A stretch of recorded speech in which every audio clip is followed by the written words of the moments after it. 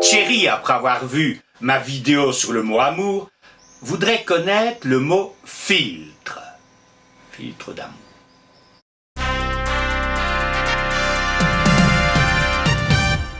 Il y en a deux. Alors on va commencer par le plus ancien, qui nous fera remonter à la Grèce antique.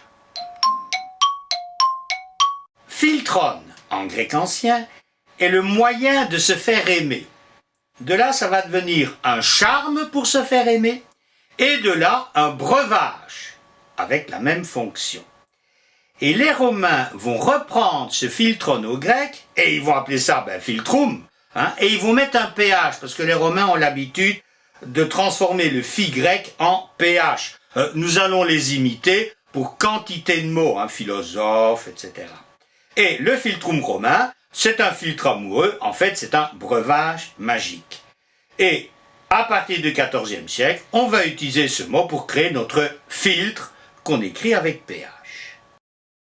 Le philtrum latin, donc ce breuvage qui suscite la passion, en latin n'a aucune connotation péjorative.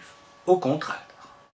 Influence chrétienne aidant, ce breuvage, source de passion, chez nous c'est une passion extrême, violente et fatale.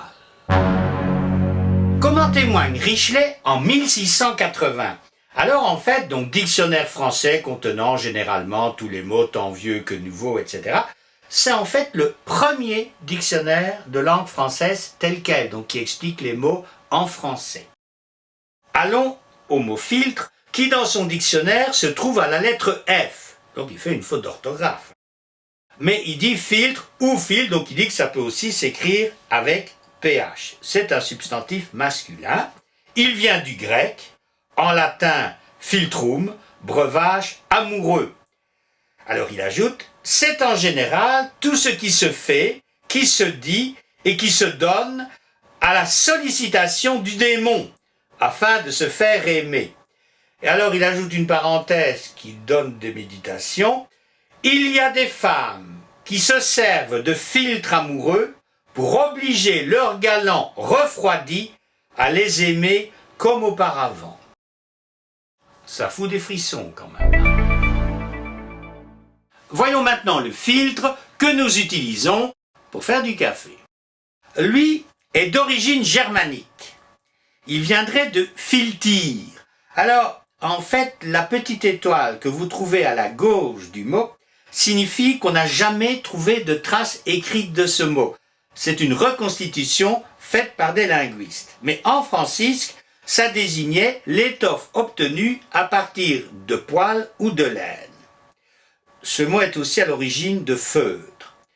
Alors, le latin médiéval va s'emparer du mot pour créer filtrum, qui donnera notre filtre. Ce mot attendra la deuxième édition pour intégrer le dictionnaire de l'Académie.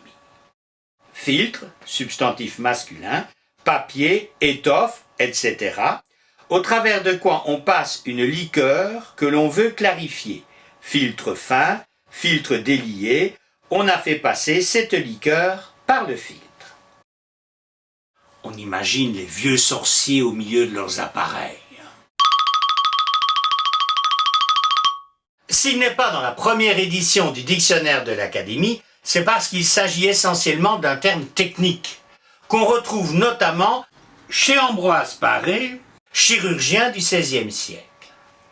Alors, regardez dans ce qu'il appelle son 26e livre de son œuvre, au chapitre 10, la manière de distiller par filtre. Bon, je vais vous épargner la lecture de cette technique.